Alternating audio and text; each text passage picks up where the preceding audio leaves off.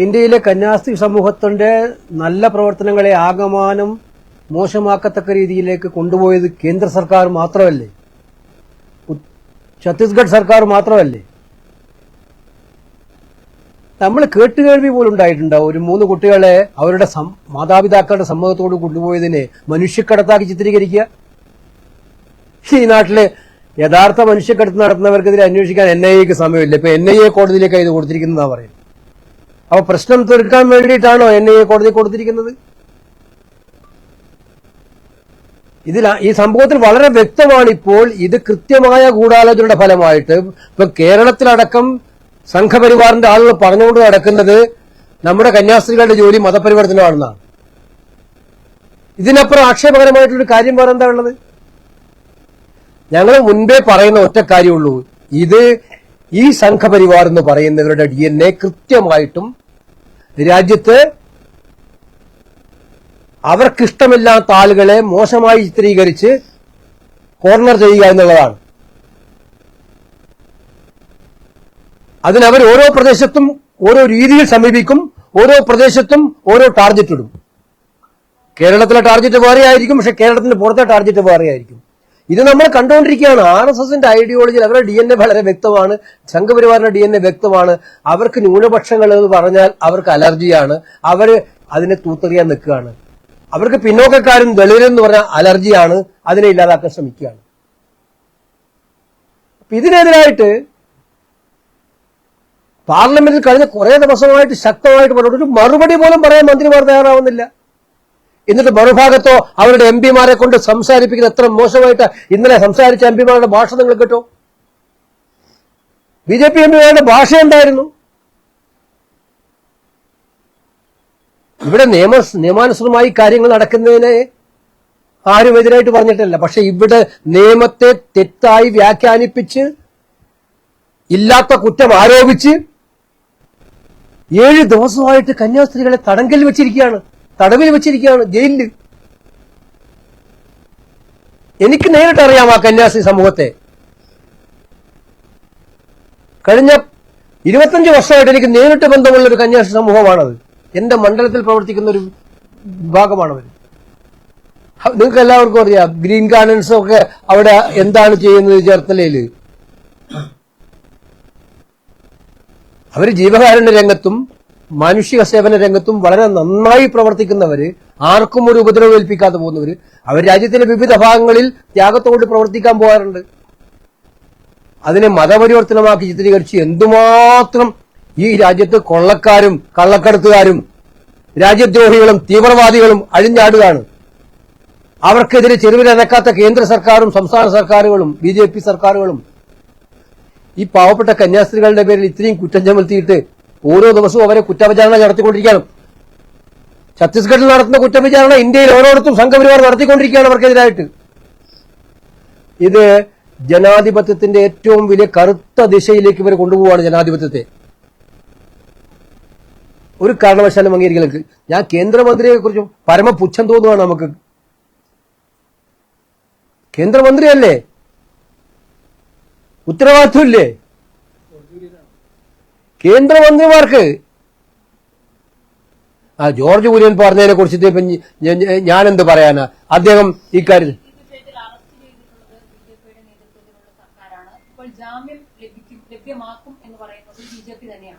ഇതില് കേന്ദ്രമന്ത്രിമാരായാലും BJP സംസ്ഥാന അധ്യക്ഷനായാലും മുൻ അധ്യക്ഷനായാലും എല്ലാം പറയുന്നത് പരസ്പര വിരുദ്ധമായിട്ടുള്ള കാര്യങ്ങളാണ്. ഇതാണോ കൂടുതൽ കാര്യങ്ങളെ ജാമ്യം ലഭിക്കുന്ന എങ്ങനെ പിന്നെ ഇവർക്ക് പറയാൻ പറ്റും? കോടതിയല്ലേ എനിക്ക് ജാമ്യം കൊടുക്കേണ്ടത്? കേന്ദ്ര സർക്കാരിന്റെ ഒരു ഉത്തരവ് കൊണ്ടാണ് ജാമ്യം കൊടുക്കേണ്ടത്. അവർ ചെയ്യേണ്ട കാര്യം അവരുടെ വകുപ്പുകൾ മാറ്റാൻ പറയണം പോലീസിനോട്. തെറ്റായി ചേർത്ത വകുപ്പുകൾ മാറ്റാൻ പറയണം. അവർക്ക് എന്തെങ്കിലും ആത്മാർത്ഥതയുണ്ടെങ്കിൽ ഛത്തീസ്ഗഡ് ഗവൺമെന്റിനോട് പറയണം, ചേർത്ത വകുപ്പുകൾ മനുഷ്യക്കടത്തടക്കം അതുപോലെ തന്നെ കൺവേർഷൻ അടക്കം ചേർത്ത വകുപ്പുകൾ മാറ്റാൻ പറയണം. കഴിഞ്ഞ 6 ദിവസമായിട്ടത് പറഞ്ഞിട്ടുണ്ടോ അവര്?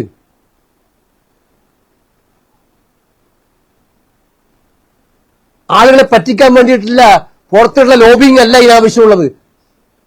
ഉറച്ച ധീരമായ നടപടിയാണ് വേണ്ടത്. കേന്ദ്ര സർക്കാർ തയ്യാറുണ്ടോ? ഇവർ കളിപ്പിക്കുന്നത് എത്രാമത്തെ ഭാഷ? ഇപ്പൊ മുനമ്പത്തിന്റെ കാര്യത്തിൽ കളിപ്പിച്ച് നമ്മൾ കണ്ടില്ലേ? ഇത് കളിപ്പിക്കുന്നതല്ലോ. ഇത് ചെയ്യുന്ന ഏറ്റവും വലിയ കുറ്റ ഒരു സമൂഹത്തെ മുഴുവൻ സംശയത്തിനിടയിൽ കൊണ്ടുവരികയല്ല ചെയ്യുന്നത്.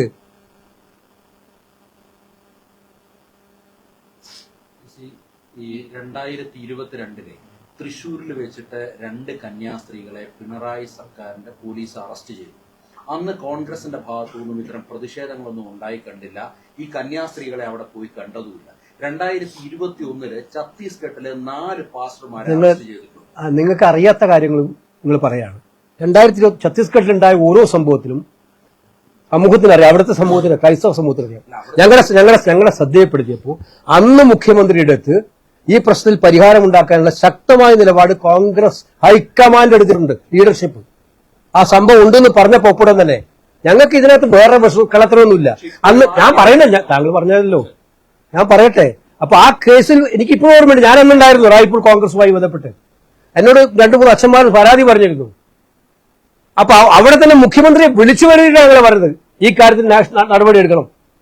ആക്ഷേപം വന്നിട്ടുണ്ട്, ലോക്കലായിട്ടുള്ള ചില പോലീസ് ഉദ്യോഗസ്ഥന്മാർക്ക് നടപടിക്ക് ആക്ഷേപം വന്നിട്ടുണ്ട്. തീർച്ചയായും ഞങ്ങൾക്ക് കളകളി കളിക്കേണ്ട കാര്യമില്ല. അത് ഏത് മുഖ്യമന്ത്രി ആയാലും ന്യായമായ കാര്യങ്ങൾ, കേരളത്തിലെ കാര്യത്തിലായാലും എല്ലാ കാര്യത്തിലും ഞങ്ങൾ എല്ലാ കാലത്തും ഞങ്ങൾ ഒറ്റ നിലപാടേ ഉള്ളൂ. ഞങ്ങളുടെ സെക്യുലറിസം ഞങ്ങളുടെ നിലപാടാണ്. ഞാൻ പറഞ്ഞു തീരട്ടെ സുഹൃത്തെ, ഞങ്ങളുടെ നിലപാട് വ്യക്തമായിട്ടും സെക്യുലറിസം എന്നുള്ളത് ഞങ്ങളുടെ നിലപാടാണ്. ആ നിലപാടിൽ വെള്ളം ചേർക്കാൻ ഒരു സാഹചര്യത്തിലും ഞങ്ങൾ അനുവദിക്കാറില്ല. ഇത് ഞാൻ ചോദിക്കുന്നത്, മനുഷ്യക്കടത്തിന്റെ പേരിൽ കന്യാസ്ത്രീകളെ പിടിച്ച് അകത്താക്കിയിട്ട് 7 ദിവസം കഴിഞ്ഞിട്ട് ഇന്നലെ അത് NIA ഇതുവരെ അവർക്ക് അറിയില്ലായിരുന്നു. ആദ്യം പോലീസ് ഇത് കൊടുക്കുന്ന പോലീസിനെ അറിയില്ലേ? അതിനകത്ത് കോടതി വിധി വന്നല്ലോ കൃത്യമായിട്ടും. അത് അന്നാ ഗവൺമെന്റ് ചെയ്ത് തെറ്റായിരുന്നു. സംശയം ഞങ്ങൾ അന്നും പറഞ്ഞിരുന്നു. നിങ്ങളിപ്പോ ഇതിനെ ന്യായീകരിക്കാൻ വേണ്ടിയിട്ടാണോ ചോദിക്കുന്നത്? അല്ല നിങ്ങൾക്ക് ഇതിന്റെ വക്കാലത്തിന് വേണ്ടിയിട്ടാണോ ചോദിക്കുന്നത്? ആ വക്കാലത്ത് 2 നീതിയില്ല. കോൺഗ്രസ് അതെല്ലാവർക്കും അറിയാം.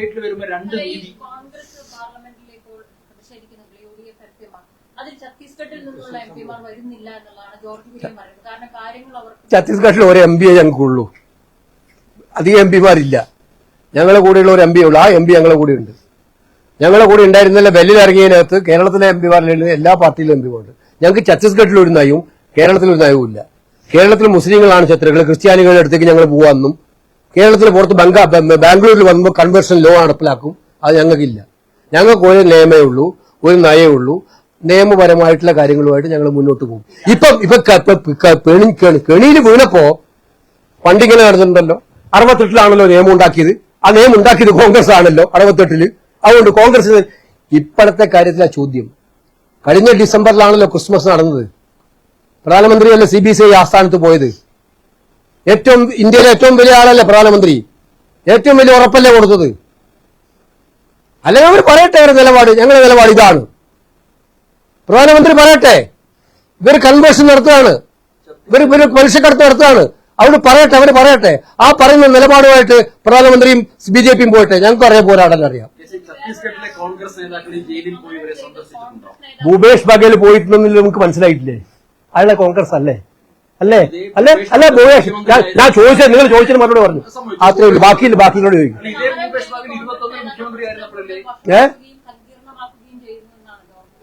ആര്? ഏത്? കോൺഗ്രസ് പ്രതിഷേധിച്ചാൽ എങ്ങനെ വഷളാവുന്നത്? ഞങ്ങൾ മാത്രമാണോ പ്രതിഷേധിക്കുന്നത്? ഇന്നലെ നടന്ന കംപ്ലീറ്റ് എന്താണ്? ഇന്നലെ കേരളത്തിൽ മുഴുവൻ നടന്നത് എന്താണ്? ഇന്നലെ കേരളത്തിൽ മുഴുവൻ നടന്നത് കന്യാസ്ത്രീകൾ സാധാരണ തെരുവിലിറങ്ങി ജാഥ നടത്താറുണ്ടോ? അത് കോൺഗ്രസ് നടത്തിയതാണോ? ഞാൻ കണ്ടിട്ടില്ല എന്റെ ജീവിതത്തിൽ ഇതുവരെ കന്യാസ്ത്രീകൾ തെരുവിലിറങ്ങി ഇത്രയും ദീർഘമായിട്ടുള്ള ഒരു ജാഥക്ക് മുന്നോട്ട് വരുന്നത്. കോൺഗ്രസ് നടന്നല്ലേ. വേറെ ഒന്നും ഇതിനകത്ത് വേണ്ട. കേന്ദ്ര സർക്കാർ ഈ കാര്യത്തിൽ അവർ ചുമത്തിയിരിക്കുന്ന ഈ FIR കൊടുത്തിരിക്കുന്ന ഈ 2 കാര്യങ്ങൾ അവർ മാറ്റണം. എന്നാലേ കോടതിയിൽ നിന്ന് പോലും നീതി കിട്ടുള്ളൂ. ഈ കോൺഗ്രസ് കോൺഗ്രസിന്റെ ഛത്തീസ്ഗഡിലെ ഭരണകാലത്തുണ്ടായ ആക്രമണങ്ങൾ BJP ഒരു സൈഡിൽ അവരെ തന്നെ പ്രതിരോധിക്കാൻ ഉപയോഗിക്കുമ്പോൾ CPI നേതാവ് അനി രാജ പറഞ്ഞത് ഛത്തീസ്ഗഡിൽ കോൺഗ്രസ് ഭരണകാലത്ത് നടന്ന ആക്രമണങ്ങളിൽ അന്നത്തെ അതൊക്കെ നിങ്ങൾക്ക് ഇതിനകത്ത് അവരുടെ CPIക്കും BJPക്കും ഒക്കെ ഒരു അജണ്ട ഉണ്ടാവുമല്ലോ. നിങ്ങൾ ചോദിക്കും നിങ്ങൾക്ക് ആ പ്രശ്നം തീർക്കലാണോ പഴയ പ്രശ്നം പോസ്റ്റ്മോർട്ടം ചെയ്തുകൊണ്ടല്ലാണോ ഉദ്ദേശിക്കുന്നത്? ഞങ്ങൾ ഇപ്പൊ ഇക്കാര്യത്തിൽ നിൽക്കുന്നത് വളരെ കൃത്യമായിട്ടും അന്ന് അത് ഇല്ല അന്ന് ഏതൊരു തെറ്റ് തിരിച്ചിട്ടുണ്ട് തെറ്റ് തിരിച്ചിട്ടുണ്ട് അങ്ങ് അല്ല ഞാൻ നിങ്ങളോട് സംസാരിക്കില്ല. ഓക്കെ അല്ല ഞങ്ങൾക്ക് കിട്ടിയിട്ടില്ല അപ്പോയിന്റ്മെന്റ് ഒഫീഷ്യലായി കിട്ടിയിട്ടില്ല. ഞങ്ങൾ